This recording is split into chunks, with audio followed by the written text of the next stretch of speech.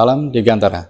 Perkenalkan, nama saya Laswardi Rahendra Pinandita, STMT, dengan IDN 0519108903.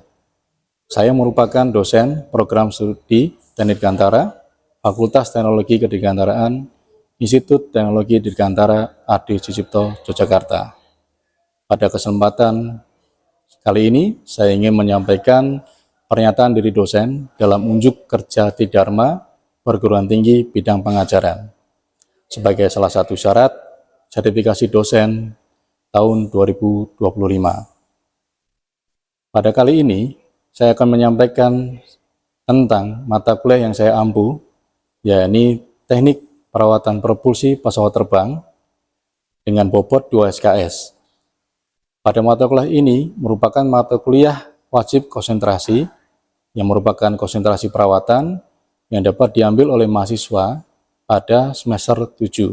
Pada mata kuliah ini, Teknik Perawatan Propulsi Pesawat Terbang, mahasiswa akan diberikan ilmu tentang cara merawat propulsi atau mesin pesawat terbang secara komprehensif, mulai dari dokumen, kemudian penggunaan tools dan equipment dalam proses pekerjaan perawatan mesin pesawat terbang, kemudian safety precaution, dan kemudian hingga ke maintenance practice. Pada mata kuliah ini diselenggarakan menggunakan metode pembelajaran hybrid, yakni tatap muka dan kemudian menggunakan Zoom serta platform e-learning dari kampus Institut Teknologi Dirgantara Adi Sucipto, yaitu ELENA, seperti yang tertera di bawah ini. Untuk capaian lulusan CPL dari mata kuliah ini ada 3, yakni seperti yang dapat dilihat. Dan kemudian dari CPL tersebut, pada setiap mata kuliahnya total direncanakan sebanyak 16 kali pertemuan, di mana terdiri dari 14 kali pertemuan tatap muka, teoretikal, pemberian materi, dan kemudian ada 1 kali UTS dan juga 1 kali UAS atau ujian akhir semester. Setiap pertemuan akan diberikan atau mempunyai target CPMK-nya masing-masing atau capaian pembelajaran mata kuliah pada setiap pertemuannya. Dan pada mata kuliah ini diberikan bobot penilaian, yakni presensi sebanyak 10%, kemudian untuk tugas dan kuis adalah 20%, dan kemudian untuk UTS itu adalah 30%, dan untuk UAS sebanyak 40%. Lebih lengkapnya, pada mata kuliah Teknik Perawatan Propulsi Pesawat Terbang ini juga menganut konsep yang berupa DIA atau Delivery, Interaction, dan Assessment.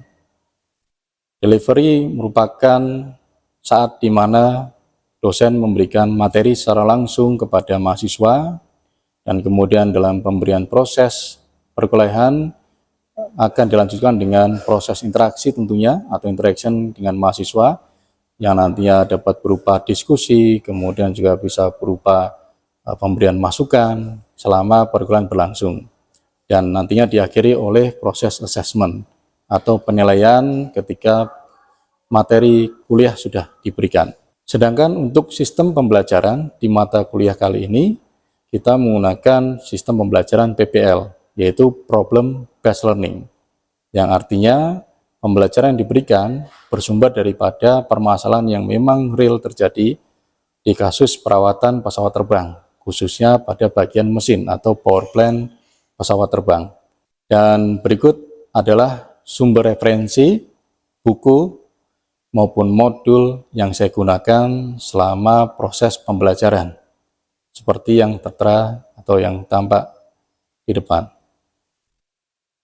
Pada mata kuliah ini pun disertai dengan praktikum nantinya setelah selesai perkuliahan secara teori yang biasanya diselenggarakan selepas UTS. Sebagai akhir kata, semoga video pernyataan diri dosen saya dapat memberikan manfaat bagi para pemirsa maupun bagi para asesor yang nantinya akan menilai proses unjuk kerja Tridharma perguruan tinggi pada bidang pengajaran. Salam Dirgantara. Seluruhnya duduk siap, kan? Sebelum mulai kuliahan pada siang hari ini, langkah sebaiknya berdoa, mulai.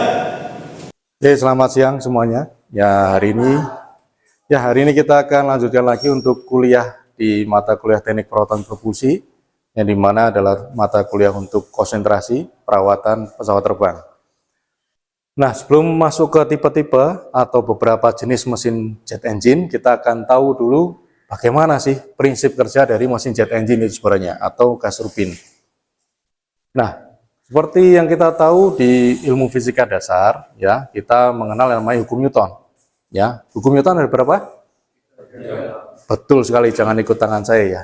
Ada 3, ya. Yang pertama, hukum Newton yang ketiga dulu, yaitu F aksi sama dengan F reaksi. Tapi ada yang unik di sini. Ada yang tahu tanda apa ini? Minus atau negatif. Artinya apa? Apakah gayanya itu saling menghilangkan? Contohnya nih, misal saya membawa suatu barang beratnya 10 Newton. Terus ada juga barang yang minus 10, berarti terbang dia. Apakah seperti itu? Nah, hati-hati. Yang kalian perlu ingat mahasiswa adalah di sini ada F atau gaya. Gaya itu besaran skalar atau vektor. Skalar atau vektor, hanya punya nilai atau dia punya arah. Betul, kita tahu bahwa gaya adalah suatu besaran yang punya arah. Artinya, ya arah itu akan menentukan kemana massa tadi akan bekerja. Ya, sama dengan kalau misal kalian nimbang badan tuh. Ya, kalau timbangan di bawah karena efek gravitasi kan, kita akan tahu berat badan kita. Ya kan? Kalau kalian nimbang tapi timbangnya ditaruh di kepala, ya kan beda arah itu ya, beda arah untuk arah masanya. Sama dengan ini, F aksi sama dengan reaksi, tapi ada negatifnya. Artinya, setiap gaya yang kita berikan, contoh nih, kayak saya dorong tembok. Saya berikan tembok ini 10 Newton. Tekanannya gitu ya, gayanya. Yang kalian rasakan di tangan itu seperti apa? Apakah tembok ini akan kedorong ke belakang? Enggak kan? Tangan saya berasa apa? Ada yang nahan. Nah, gaya tahan ini besarannya sama dengan gaya yang saya berikan ke tembok. Tapi juga bisa tembok ini rubuh. Syaratnya apa? Gaya yang saya berikan itu tidak lagi mampu ditopang oleh tembok ini. Ya, itu makanya disebut ada aksi, ada reaksi. Kalau nggak ada reaksi gimana? Wah, ini ngikut aja tuh. Saya dorong ke sana, dia ke sana deh. Ya, apakah mungkin ya? Nggak mungkin ya. Nah, kemudian untuk potongan melintang untuk mesin jet engine pada umumnya, ya kita ada membagi beberapa area. Ya, sebenarnya cuma 2 area, yaitu area yang mengenal yang namanya potential energy atau energi potensial, kemudian kita rubah dari hasil pembakaran, kemudian akan memutar turbin menjadi energi kinetik yang nantinya akan menghasilkan thrust atau gaya dorong, betul. Nah, nanti saya mau tanyakan dulu setelah satu slide ini ya, gaya dorong itu sebenarnya apa sih gitu ya. Tapi sebelum masuk ke situ, kita lanjutkan dulu. Untuk hukum Newton yang kedua, ya pasti tahu nih, F sama dengan M kali A, atau gaya merupakan hasil dari produk massa dikalikan dengan percepatan. Ya, itu sangat sering kalian temui untuk hukum Newton kedua ini. Bahkan untuk kalau kalian belajar di mata kuliah lain ya, mekanika struktur, analisis struktur, dulu pernah belajar yang namanya kesetimbangan gaya. Ada sigma Fx sama dengan 0, sigma Fy sama dengan 0, dan seterusnya. Artinya kesetimbangan gaya penjumlahan gaya-gaya pada arah beberapa sumbu tadi. Oke, sebenarnya basicnya untuk menghitung thrust formula atau mendapatkan rumusan untuk mencari nilai thrust atau nilai gaya dorong, itu berangkatnya dari hukum Newton yang kedua. Kalau percepatan? Betul, meter per second. Ada yang kurang? Betul, kuadratnya di meter apa di secondnya? Betul sekali. Nah, kilogram kali meter per second kuadrat, atau boleh saya tuliskan seperti ini. Kilogram meter per second kuadrat, atau sebenarnya ini kan nanti larinya ke Newton. Ya. Kemudian tadi yang kedua, thrust adalah mass flow dikali dengan, saya langsung saja ya, delta V, atau karena kan tadi kecepatannya kan dia merupakan produk antara kecepatan yang keluar dari belakang dikurangi dengan kecepatan masuk. Itu kan delta V. Ya, kita tidak fokus dulu ke deltanya, kita fokus ke setiap propertinya nih, variabelnya. Ini satuannya apa tadi? Kilogram per second. Ini kecepatan, satuan kecepatan, betul, meter per second. Dapatnya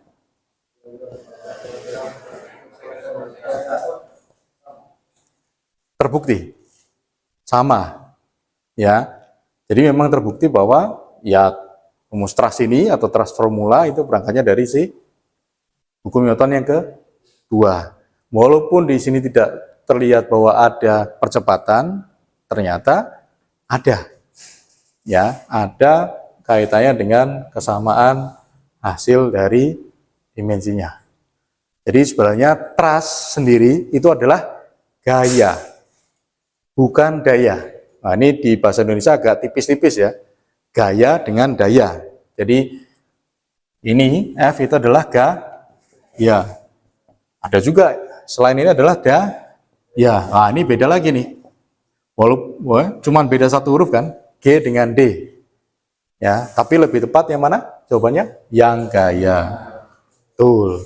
Makanya thrust disebut sebagai gaya dorong, bukan daya. Karena kalau daya nanti kalian akan larinya ke P, power. Nah, ini beda lagi. Nanti beda lagi ya. Oke, kita lanjut dulu untuk yang tadi. Oke.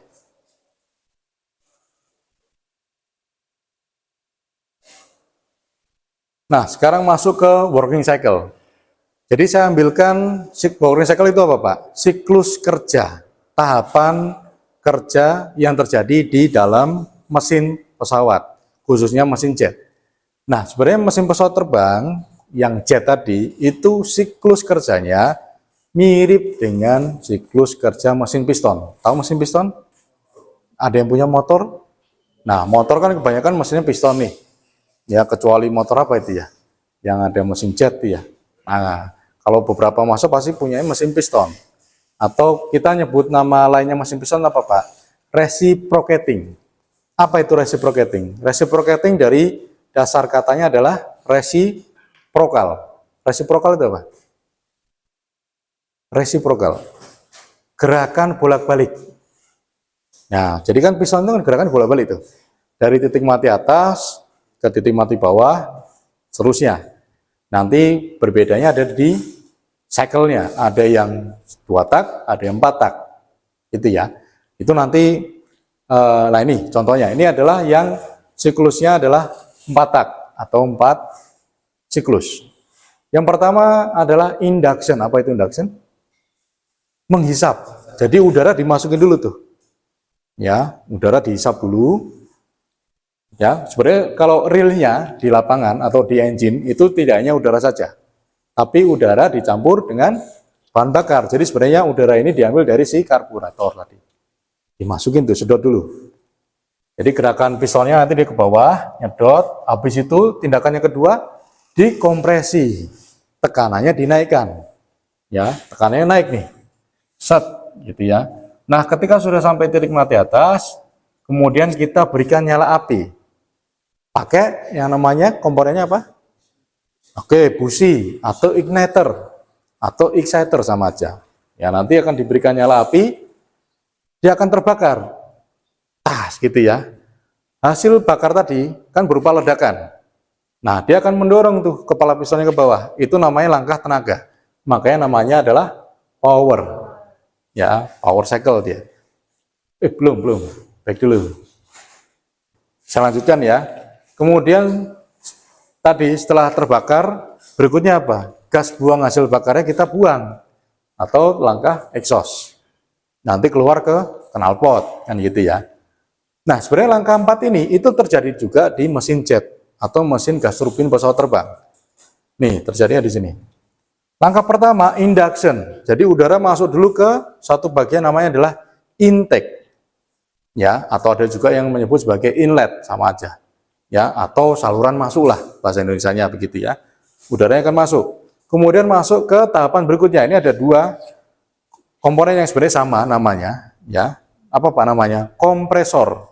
Apa itu kompresor tujuannya? Fungsinya buat apa?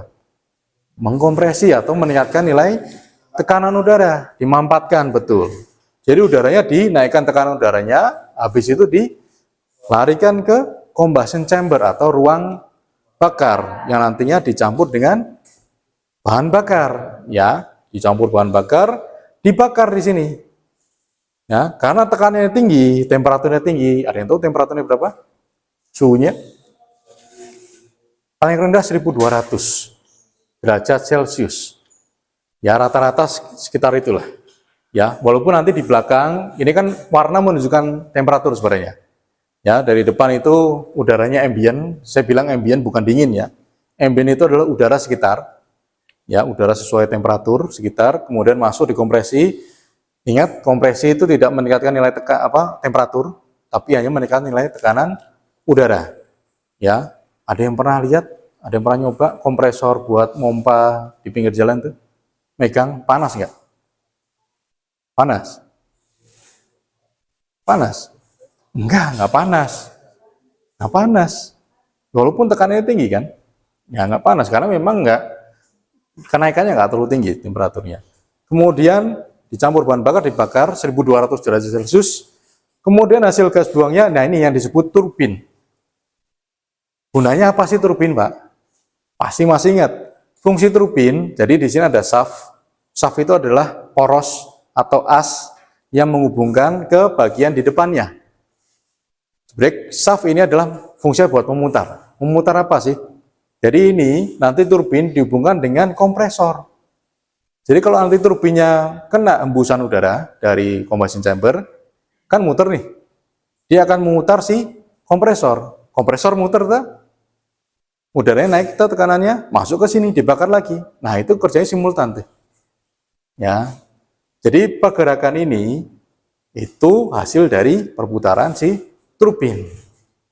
Ya, kemudian setelahnya kita akan keluarkan gas buangnya menuju ke bagian exhaust. Temperaturnya sekitar turun lah sampai 500 sampai 800 derajat Celcius.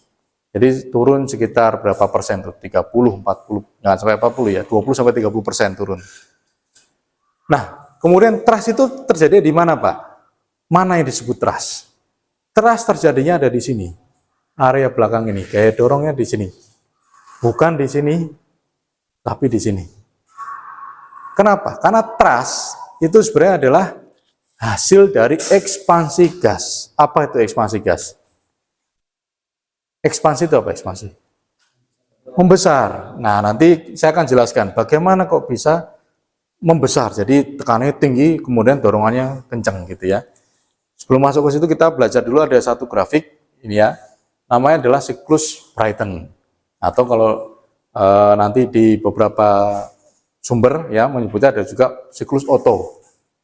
Ya, kita masuk sini dulu. Ini singkat saja ya. Jadi ada grafik antara pressure versus volume. Jadi ketika dari titik A, jadi ini induction ya, udaranya disedot dulu. Kita lihat volumenya tidak nambah. Pressure-nya nambah nggak? Nggak nambah. Ini proses induction nambah nggak pressure-nya? Enggak. Artinya apa? Udara masuk ke sini, pressure-nya nggak nambah. Baru setelah masuk kompresor, dikompresin, pressure-nya naik tuh tinggi, melonjak. Sah gitu ya, nah itu. Kemudian proses pembakaran nggak turun banyak tuh, ya pressure-nya ya. Baru kemudian di exhaust, pressure langsung turun tuh. Di sini terjadinya ekspansi, nanti akan saya jelaskan lebih lanjut bentar lagi ya. Oke, next dulu. Nah, ini tadi kinerjanya ya. Jadi ini ada langkahnya, langkah pertama 2, 3, dan 4. Ya, ini sudah masuk langkah exhaust. Nah, ini buang nih bahan bakar si asapnya, sedot. Kompresi, langkah tenaga, power, baru dibuang. Sama di sini. Udara masuk, dekompresi, lihat warnanya, tidak ada peningkatan temperatur. Baru ada peningkatan temperatur, kita lihat nih udara masuk, dihisap, dekompresi, kemudian masuk ke ruang bakar, di sini, sekitaran sini, nah, kemudian dibakar, hasil pembakarannya buat memutar si turbin, habis itu menjadi thrust atau gaya dorong. Oke, next. Nah, ini sedikit video, jadi animasi kerja bagaimana sih sebenarnya jet engine itu ya terjadi atau munculnya thrust itu bagaimana. Jadi animasinya saya ambil dari pabrikan CFM LEAP, ini engine terbarunya mereka. Nah, ini ada yang tahu apa ini? Molekul udara ya, udara. Jadi warna menentukan ya, partikel udaranya menentukan nih, warnanya biru artinya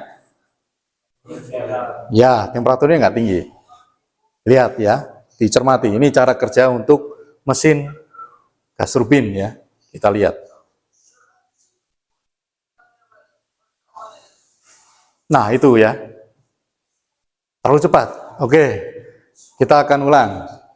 Lambat ya, kita perlambat. Jadi ini adalah bagian mesin, ada fan, kemudian ada exhaust. Tadi kalian lihat di awal kan warnanya sama, biru semua. Tapi setelah keluar ada warna orange. Ada warna biru. Nah, mengejutkan ya. Artinya apa sih? Tidak semua udara yang masuk ke engine dibakar. Nah, ini ada udara masuk, ada 2 jalur. Nah, ini adalah udara yang masuk untuk dibakar. Nanti yang satunya kita akan ketemu di belakang. Ini adalah fan. Jadi udara masuk, dihisap. Fan itu fungsinya cuma satu, menghisap saja. Menghisap atau memindahkan sejumlah besar massa udara ke dalam mesin. Ini materialnya pakai komposit, ya, carbon fiber. Ini masuk. Nah, ini adalah kompresor. Untuk yang bergerak disebut rotor, yang diam disebut sebagai stator. Ya, pergerakan ini kemudian masuk lagi ke kompresor tahap kedua atau yang kita sebut sebagai high pressure kompresor. Tekanannya bisa sampai 11 kali lipat lebih tinggi. Ya, nih. Nah, sampai di sini kemudian partikel udara sudah bertekanan tinggi, kita campur dengan yang namanya fuel atau bahan bakar. Kita panggil bahan bakarnya, datang dia ya. Nah, ini bahan bakarnya apa, Pak? Kerosin. Kerosin itu kurang lebihnya sama dengan minyak tanah. Ya. Nah, kalau kalian lihat jumlah kerosinnya dibanding udaranya lebih banyak siapa? Udara. Karena memang perbandingan yang real itu 14,7. Jadi 1 bagian kerosin bahan bakar dibanding dengan 14,7% atau 47 bagian dari udara. Nah, ini bergerak ini artinya dibakar ya, dibakar. Jadi dikasih nyala api, semakin tinggi untuk nilai temperaturnya, kemudian kita keluarkan menuju ke turbin, menjadi kecepatan jetnya di sini tuh. Nah, terdorong dia. Nah, ini masuk ke turbin. Turbin juga ada 2, stator, rotor. Ada 2 stek juga, ya, karena masing-masing akan memutar high pressure dan low pressure-nya. Nah, ini akan masuk, kemudian dialirkan ke belakang. Oke, ini lebih detailnya. Ini yang gede ini fan. Nah, ini adalah high pressure-nya tadi untuk turbin. Nah, kita lihat ini udara yang nggak dibakar ya. Udara yang masuk dari depan langsung dilarikan ke belakang. Nah, ini saya akan jelaskan sebentar lagi. Kenapa seperti itu? Ini jenis mesinnya adalah turbofan. Karena memang ada fan-nya. Terus, Pak, area atau jalur di mana udara tadi masuk ke dalam engine tapi nggak dibakar, namanya apa? Bypass area. Ya, itu mungkin ada yang pernah dengar ya, bypass area. Ya, ini adalah ide konstruksi mesin jet pesawat yang paling efisien sejauh ini. Karena sebelumnya itu turbojet, kemudian nanti saya akan jelaskan sebentar lagi, ada materinya. Dia kelemahannya apa sih? Boros. Biar nggak boros, lebih efisien bagaimana sih?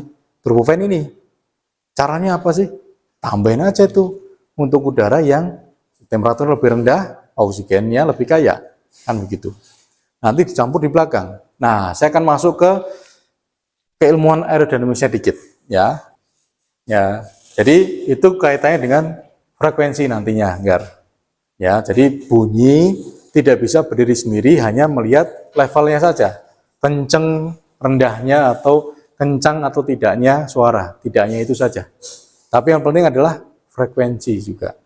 Karena itu berkaitan dengan target frekuensi. Nanti teknologi yang kita terapkan untuk meredam kebisingannya sesuai frekuensi.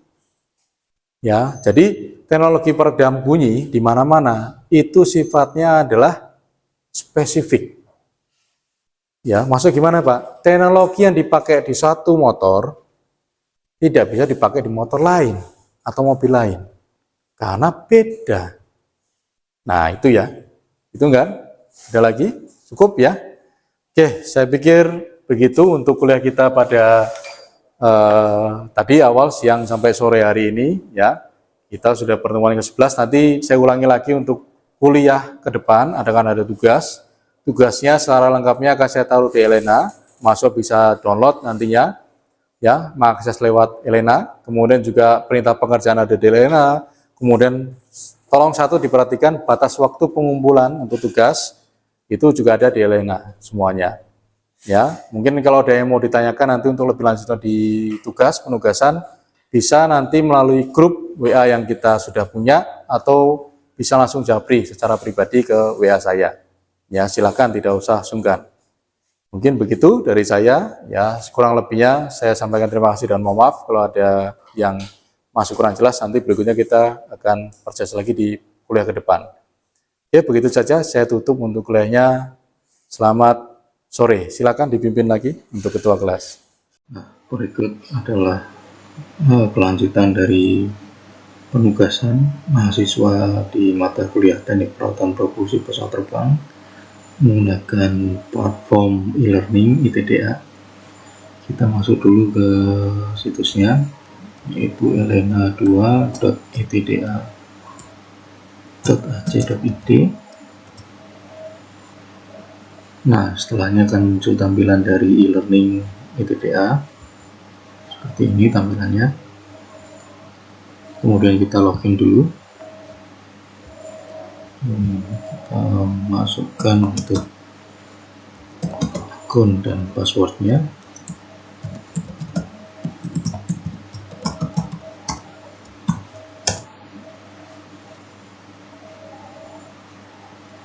Nah, ini setelahnya sudah masuk ke dalam akun, kemudian kita akan pilih di prodi Teknik Dirgantara.